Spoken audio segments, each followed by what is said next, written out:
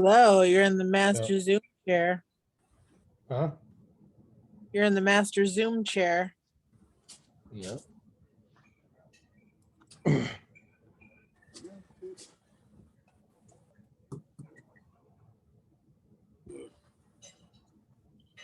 didn't know if you were having it tonight because of the holiday. I didn't have my laptop, but I downloaded it on the phone.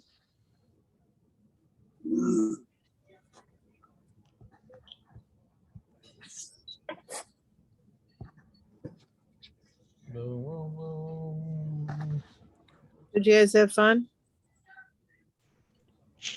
Yeah. What Hey. up, Maddie? What's going on, brother?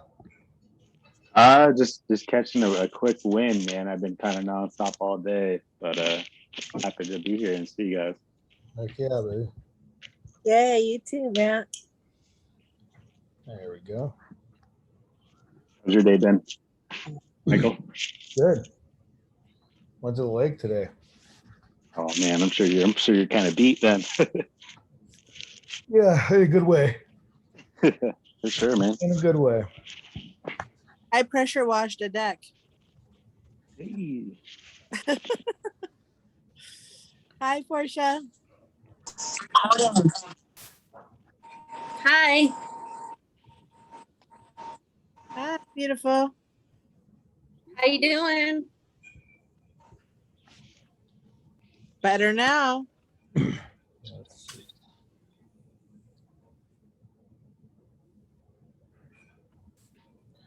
Oh, we lost. It's the first time I've ever done it from my phone. It'll be interesting to see how many people I can get on my phone screen.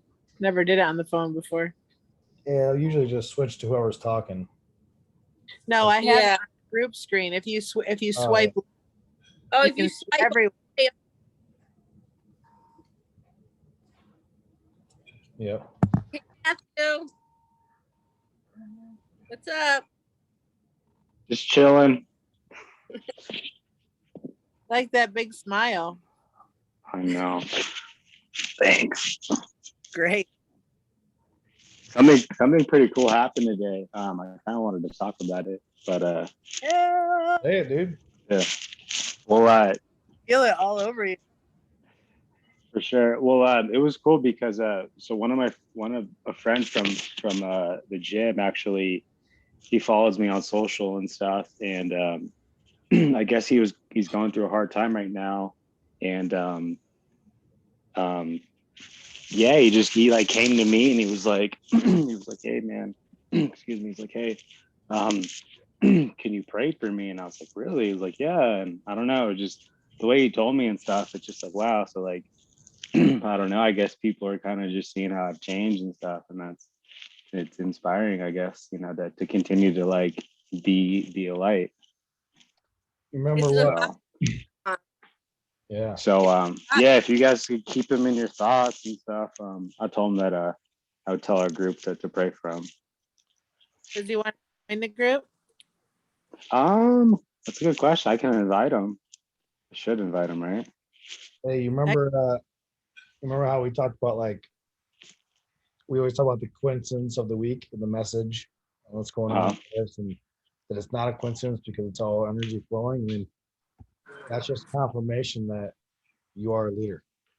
We had this conversation last week, right? Like, you might want to do the college thing. You might want to lead someday or do something on your own. Like, that's just confirmation through other people coming near you.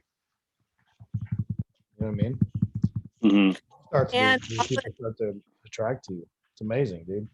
Right. It's the law of attraction. And the coolest part for me is I only just met you and know the brief part of your story, but like the second you decided is the second it begun to happen. I mean, it was that simple. You just had to make the decision in your mind. Like, I don't have to be my script or my narrative. Like, I could write a whole new story and that could be my truth every single day. And it doesn't mean you're not going to struggle, but it's freaking awesome because we're like watching it in real time and look at you glowing and you're just vibrating and going to be attracting all kinds of good people that need you. And it's awesome. Appreciate that. Yeah, Yeah, it's just it's cool. I just I would like to help more people for sure. You're helping people just by being you, kid.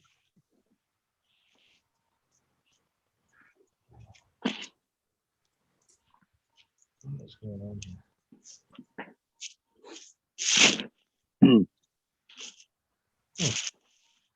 here? Did you guys all get to see the message this week? Yeah. I unfortunately have not yet. I will later. What was it about this week, guys? It's still on the Bonded and Broken series, just the last installment of it, about literally about risk versus reward, risk and reward, but really more on the topic we talked about last time about relationships and bonded and broken and leaning into relationships and taking deposits and withdrawals and the balance of what a relationship is, right? Like you can't give to everybody all the time and not get back, and vice versa, right? So talk about using withdrawals and deposits as example, and being careful of the toxic relationships and what it means to risk and what is worth reward. Very similar to what we talked about last, the Real Raw and Flawed Pie Connect group, when we talked about the circle of things we're going to talk about: our career, our past, our background, past mistakes. Kind of in line with that.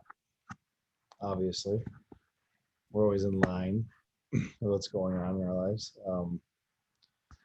But yeah, I know this is our off week from Zoe, but that message really kind of just connected what I was already going to talk about with our next session on the Real Raw and Flawed, where it's like I like some of the analogy uses about deposits and withdrawals, and what you're giving to other relationships, what you're giving to relationships. Are they deep and meaningful? Is what you give given back to you? Is reciprocated? But I thought for the sake of this talk, I wanted to talk about risk versus reward, because we hear that term a lot. If you don't risk it, you can't get the reward. But I don't want to talk about risk versus reward, but I want to talk about risk and or reward.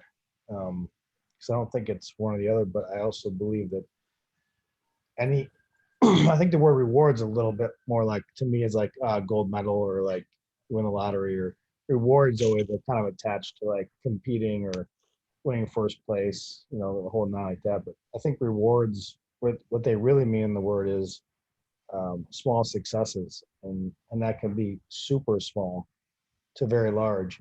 And I think it could be small to me, or it could be small to me, can be huge to you, and vice versa.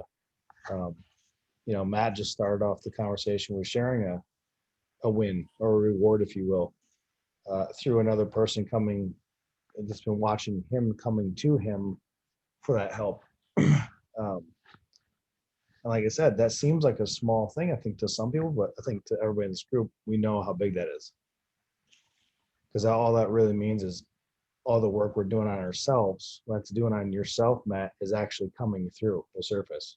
It's coming out of your pores, it's coming out of your skin, it's showing through your smile, it's walking the walk, instead of somebody watching you on social media and just seeing it and just seeing maybe the best part of you, but actually seeing in the gym and going, oh, he's walking it. Like, I'm going to have the balls to walk up to him and say, I need your help, or I look up to you, or I'm looking at you. And what does that do for you? It's like more fuel. Mm-hmm. It's like that kind of. Yeah, it just tells me just to keep, keep on the right path, and just to keep Heck yeah. I mean, how important is our life? How important is our lives that we're trying to manage every day, that we're like, we get sad and down on ourselves, and it's like, sometimes it's poor me, or sometimes like, why can't I catch a break? Or sometimes it's like, man, I'm having a tough day. I saw something the other day, having a bad day is no excuse to change your good habits. I mean, it isn't, right? I mean, you can't just have a bad day and throw off all the good stuff that got you to the day, right? It's not, we're easily looking at the bad encounters instead of celebrating the successes that happen every single moment of our life. All the And way down to that guy coming up to you and having the balls. Can you imagine how hard that could have been for another human being? Um, and what they've been, if they're struggling to walk up to another person and say that, that could be their biggest thing. That could have been their goal for a month, 2 months. Having the strength to ask for help in a way, it's huge. Another and thing, also yeah, go ahead. also, can I just say one thing?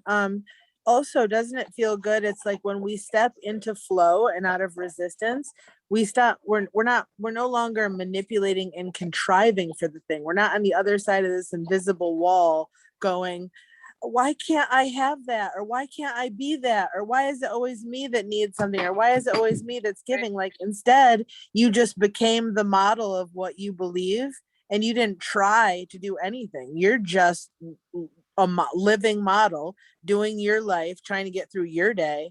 And someone noticed that, hey, it seems like this guy's got it together. And I love what he's saying or sharing, and you weren't trying to do anything, you were just simply being you. And it's so much easier than all the work we've done all these years to like try to be something. Like, no, you just are it.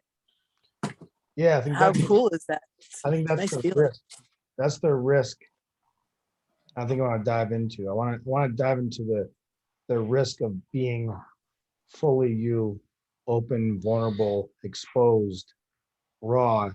Why is real, raw, and flawed? Being all of those things all the time so that you can be witnessed for real, not witnessed like you are posting the best part of your life on Facebook. But you can be witnessed completely stripped down, 100% real by everybody around you so they can understand that it's okay to be themselves as well. That it's okay to live a flawed life and still be happy. That it's okay. So when I heard risk, in that sense, I started thinking about it more like risk being vulnerable, risk being just wide open, risk being transparent, complete honesty, raw as you can get, with zero fear of what it means to you or the person you might be open to. Knowing that, all the past messages that we talked about is that all that risk is for the deep, proper relationships. Like if you did that, then you'd start to develop really deep rooted relationships with people instead of having a ton of acquaintances, a ton of people in your phone book, all these people following you on your Facebook or your social media and tapping and liking and counting the numbers. But how many of those are deep and know you, that understand you, that are besides the like your day? I liked what you did today in the gym, or I liked how you hit that golf ball, or I liked you at the lake. That was cool.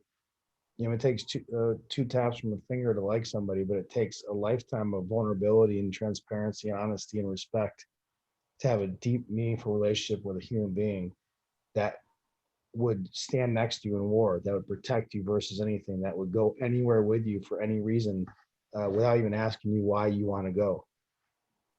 Those are the type of deep, meaningful relationships I want to build for the rest of my life. And to do that, I know now that the true risk to get that reward is to be 100% transparent and visible, like you as a model, walking, and not just to the people that I'm searching to be friends with or date or be around, like not my personal want or need that I'm looking at, like, oh, I'm going to try to impress this person, so I'm going to be open enough, or open like I think they might want me to be, but completely open. And instead of looking for the person you want to like you, attract the people that see you, because you're risking it all. You're laying it out. You're putting you 100% on the line.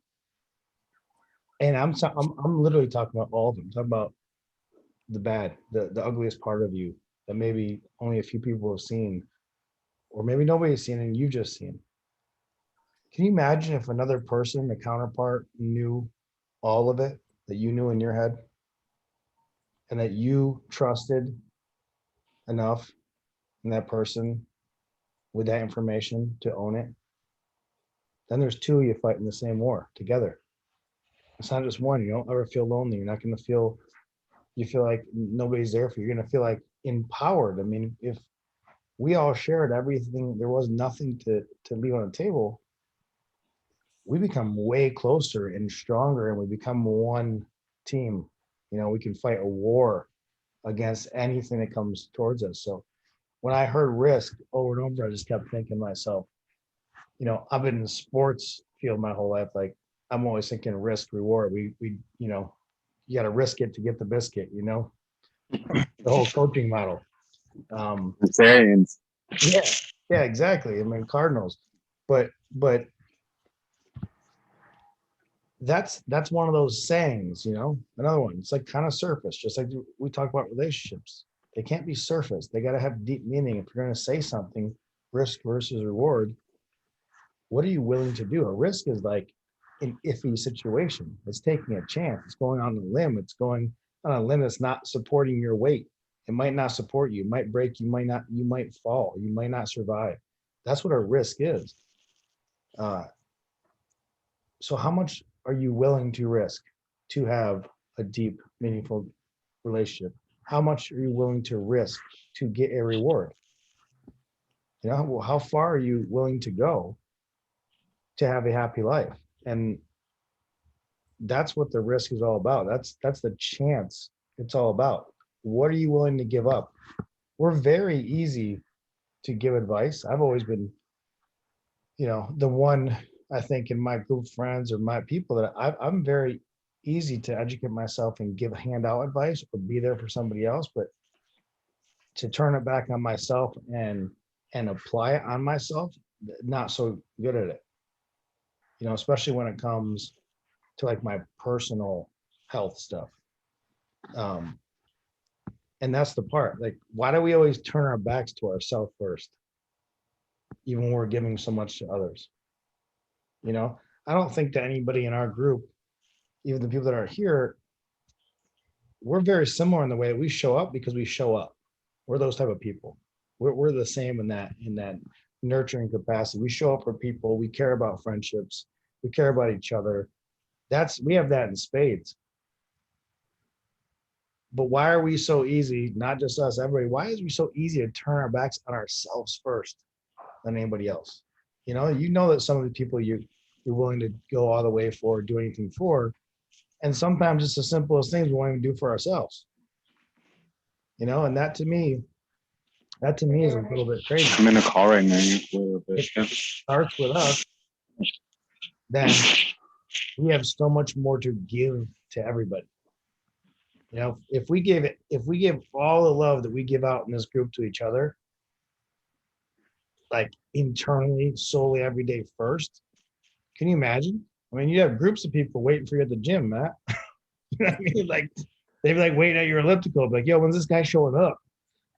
I mean, that's the flow, the power of the energy. I think Amber touched on too, is like we are the ultimate creators of what we see and what is around us every single day.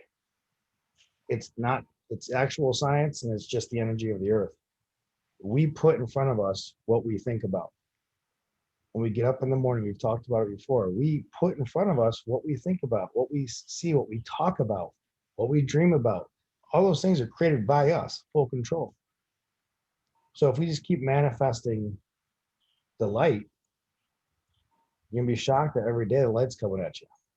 You're gonna walk into rooms that are always lit up. And you're gonna be like, I had a great day. It was like, yo, my whole day was lit up. Yo, you were lit up. Sometimes when you walk in the room, the light's not on. You are the light. So I love the message. And I know he didn't really get deep into risk reward, and I didn't really want to talk about the message much, but it brought up this good point. Like, what are you willing to do? How deep are you willing to go? And what are you willing to risk? So I wanted to bring it to that topic. and go on the reminder to ourselves that there's nothing too bad that I've done, you've done, anybody else done, or anything bad we've gone through that's not worth sharing with someone else, because that's how you have to build the trust in a new relationship. You have to build trust and respect. You have to have it, or it doesn't work. So starting that trust, that really deep trust, is to let everybody know, because you can get in a relationship and we all do it. We hold back and we're not an open book. And sometimes they go down this bad path. Hindsight is, how do we know it could have been better? But have we ever tried to just dump it all, like complete everything raw? Love me for who I am. And if you do, holy shit, we have an unbelievable relationship. You're like, holy shit, how amazing could it feel if you wrote it down or said it out loud or on a mic, whatever you did, every single thing you ever thought and did and felt, and this was bad and it was good, and the ups and the downs, you laid it and the person just looked back at you with a huge smile. I was like, God, I love that. Man, I love that. Like, you'd be like, wait, what? I mean, that's And what if they did it, then they weren't for you. You know what I'm saying? exactly. And that's, So then you'll know. And then you'll leave nothing like left for regret. Like, I should have said that to that person. And if I don't say it, then you never know if you would have been friends or whatever, or where it would have gone. And if you do say it and it didn't go anywhere, then you know. right. And that's the balance. What she just said to me is the balance between what we want and what we need. Meaning, Right. sometimes we go after people in relationships, whether it's romantic or not. Sometimes we have to go after these relationships that we think we want, Yeah. or we want because it looks good on a surface level, not knowing really anything about it or them. Because we again, you create it in your mind what you want. So if you build it up and it lets you down, then it becomes, I'm not good enough. When what Portia is saying, and what I believe in is, if you lay it on a line, even if it was a false pretense of what you wanted, you lay it on a line, and that person does not say anything short of, I love everything you said. Okay, next. It's like that Yeah. old MTV show, next. Remember the bus? Next. Next. That was a great. Great show. Like, no, you're not for me. Next. Right. But then you have no regret. You don't have any Right. question. So Zero. And that's right. the And that's beauty of free. it. Yeah, What's that's it? free.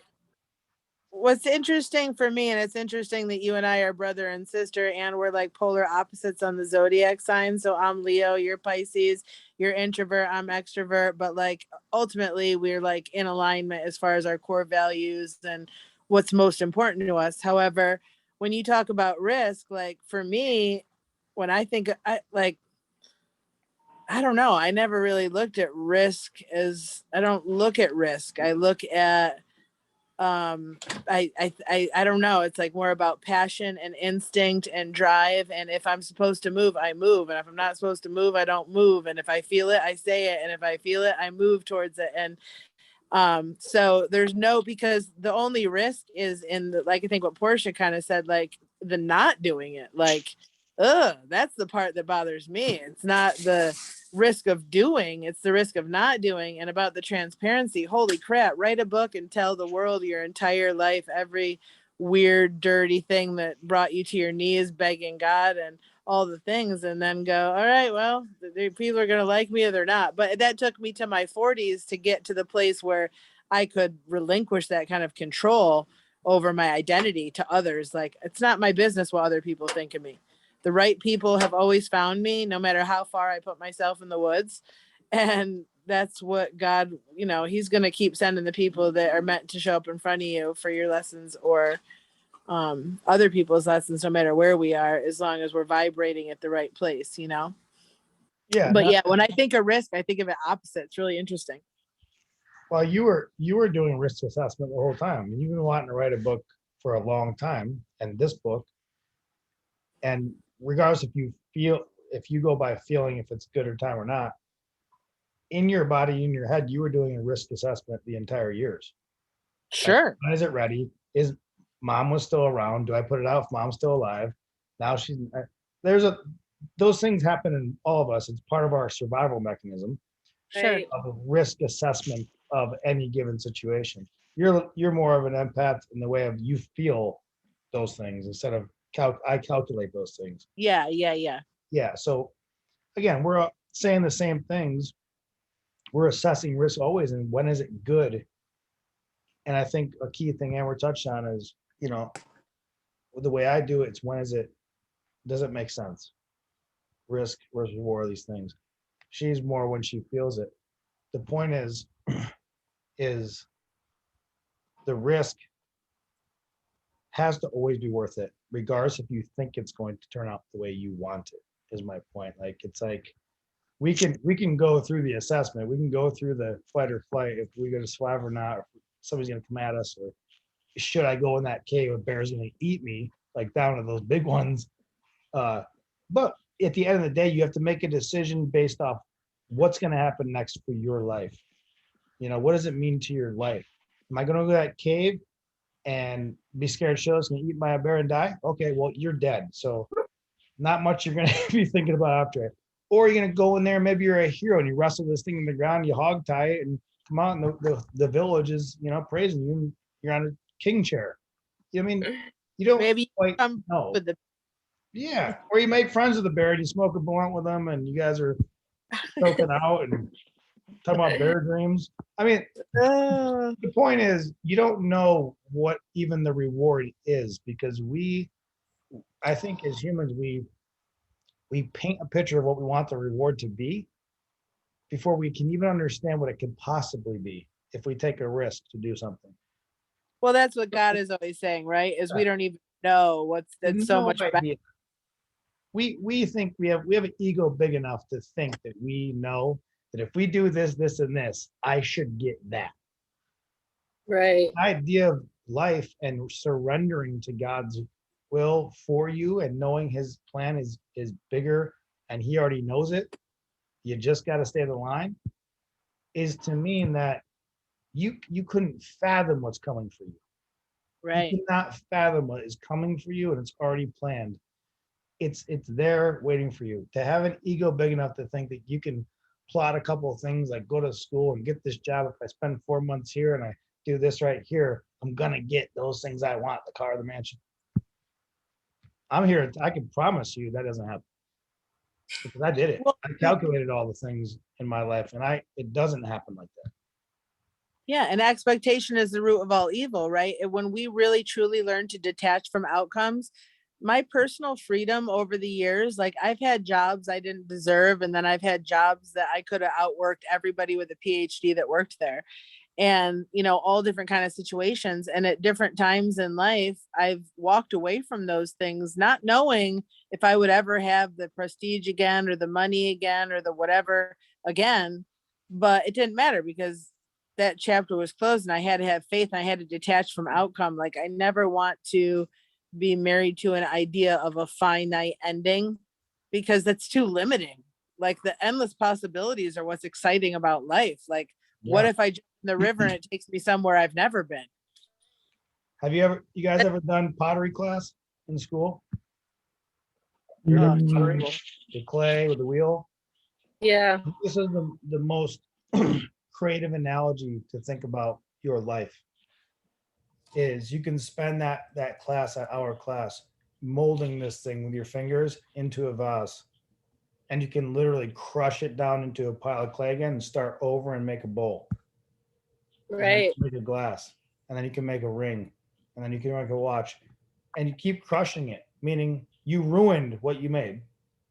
In our mind, Etch a sketch. it's over, right? Like, oh my God, I built this beautiful vase and it's broken. Well, no, we're gonna redo something and make something new, because your endless talent and skill as a human being never ends. It never ends. There's no. How about your etch a sketch anatomy analogy the other day? You're like, you spend hours building a city on etch a sketch. It takes forever to retrace the lines, and then you just erase it. Like, what? Right. Yeah. I mean, you can spend forever figuring those two knobs out. And then accidentally move it and it's gone. Or you shake it on choice and it's gone. Like, the point is, we have the ability in each one of us, with God's guidance that's inside of us, because he has the plan, that you literally can start over every day if you wanted to. If you had the willpower to wake up every day and say, I'm going to start a new day, I'm going to do a brand new fucking thing, and then I'm going to start again tomorrow. You could do it, because that's the infinite possibility that he put inside you to be on this earth and walk this planet. And for some reason, it's not some reason, this is how cultures work. That's why there's so many separate across the world. When cultures and groups of people get together and gather in huge numbers, there has to be a leader, there has to be followers. The leader's ideals start to take over. That creates a culture of ideas of when you have to go to school, when you have to be married, when you have to have a job, how many years you work, when is retirement okay, how much money do you need for retirement, how are my kids going to eat. It becomes a lot of pressure, right? In a pressure cooker, and you start to feel, if you're not in line with the time frame of those things, you start to feel like you're lost. You start to feel like, I need to catch up. Start to feel like, am I being left behind? Oh, my friends are already doing it. And the reality is, if you paint outside the lines, those are the art pieces that are in the MoMA in New York City. You don't see no freaking picture from that was already in there, and you put, okay, red goes here and yellow goes here, and okay, I'm done. No, the stuff you see in there, you're looking at going, how is that art? Like, I look at some of the stuff in there, I'm like, how is that art? But it's not the idea of what the actual thing looks like or how easy it might have looked to make. It's the idea that the person went outside of a space to create something that other people were like, wow. Right. Not, And it doesn't have to be a thing. It could just be a lifestyle. exactly what I'm Yeah. saying. Yeah. And that's what we should do for ourselves. We should create a path and a journey and a lifestyle, a life path that when you tell your kids, your grandkids, or your friends, even you don't have kids, you tell your friends, when they ask that stupid question, like, oh, what do you do for a living? You know, I mean, everybody wants to ask the same dumb question. What car do you drive? What do you do for a living here? Where do you live? All the stuff that is surface level relationship bullshit. Where's the deep, meaningful shit? What did you do? What if we asked people what they were passionate about? Right? I What was their what fear? love me? Yeah. I'm always like, what do you do that everybody, if I interviewed everyone that knew you, what would they tell me you do for no money? Like that you just do. Yeah. What are you the best at? But now you do for a living, what are you the What do best you at? love? Lights your soul on fire. Because most of the time, those people, what they'll say if they really know themselves, they'll never get paid for it because they haven't chose that. I don't And think that's most okay. of those people don't even know what lights them up. I agree. I think most people's answer is, my God, I don't even know. And then they look up to the sky. And then, I've never thought about it. What? No confidence. I've known you for 3 seconds. I can tell you what you're awesome at. Like, Right. what? Yeah. Right. And I think for us, and not to sound too enlightened or big-headed, for us as a group, when I speak about anything, I speak for us. I think our job is to let people know more often, because you're right. Not a lot of people can answer that question. We have these things in college all the time. They tell you to write down self-reflection or stuff like that. People have the hardest time writing about themselves. They get blanks when it comes to those answers. Right. Our duty to step up and make sure that people around us know what they're good at.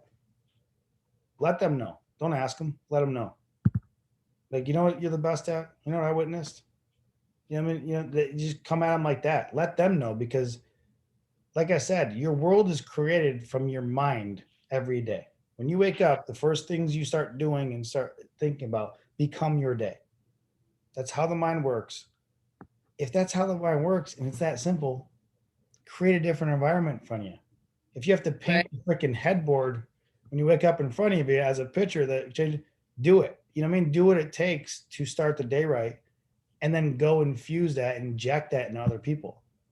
You know, we're doing the modeling. Matt, you did the modeling and somebody came up to you, but what a great, unbelievable confirmation of, man, I was feeling good, but now I'm doing good because Right. somebody watched me do good.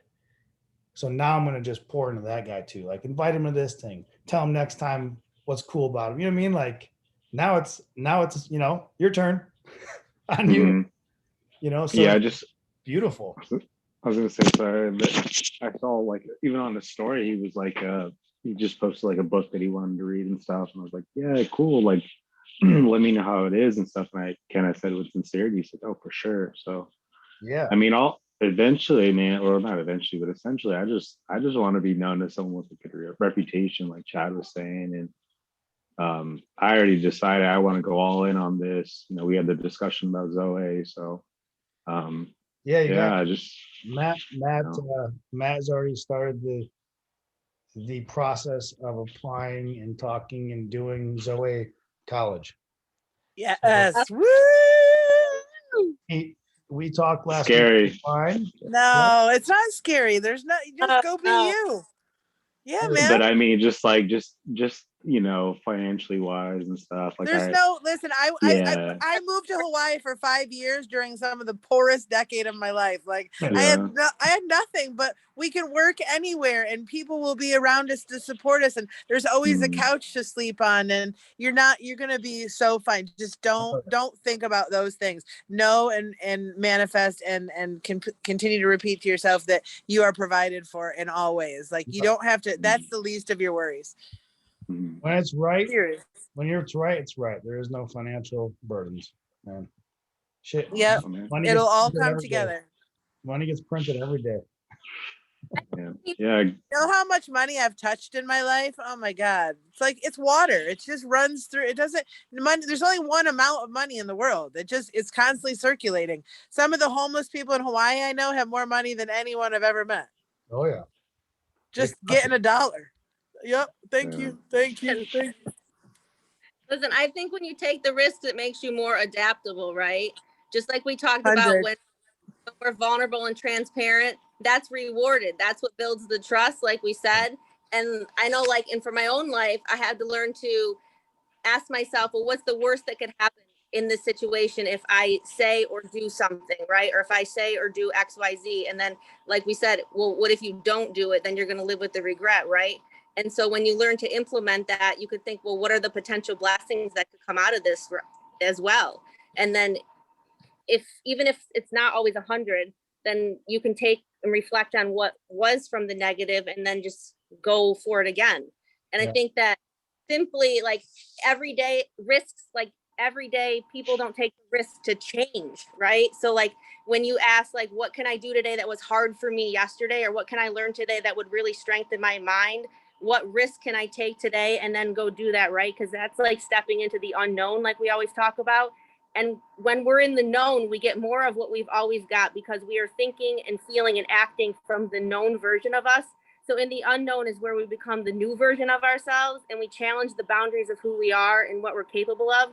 And in the unknown, that's where we always talk about is the magic. So like Matthew, he's jumping into this unknown and he's taking the risk, and he's going to learn to put his heart on the line, right, for what he is passionate about. And he's knowing that God and the universe will support him and it'll be safe and taken care of. And I think I always say play the long game, right? And don't play small, because we're so much more capable of what we think we are. We just have to believe in ourselves that we can do that. And I think, like we always say, if you prime your body, your mind, and your brain to do that now, then when you get there, it's just like compounds over time. There's no growth without being uncomfortable. You cannot grow unless you become uncomfortable. We are like theologists for thousands of centuries have basically said that unless there's an emergency, we're not doing shit. That's part of America's problem. Everyone's just like, I'll just tiptoe through real quiet, like I don't want them to like change anything or whatnot, you know? And it's like, until we get uncomfortable, until you're homeless, until you're jobless, until somebody breaks up with you, until you lost a child, until you lost a parent, until you, whatever is the brick wall, right? You won't leave an abusive relationship. So you get in a proverbial accident that almost kills you and you have to sit and think about it. Like whatever it is, those uncomfortable moments are when we are forced to grow. And that's where, when we look back, most of our growth happens. Some major change happened after that. And then once you know, you can't unknow. Once you see, you can't unsee. But yeah, we got to get real uncomfortable in order to get comfortable. And it's awesome. Don't be afraid. Uncomfortable right now because we have less than a minute. It's about to get uncomfortably cut off. I love you guys. You're freaking amazing. I'm gonna see you next week. What a great chat. Let's keep All it right. up offline. Love you. Love you too. Love you too, Michael. Love you, Matt. Love you, Portia.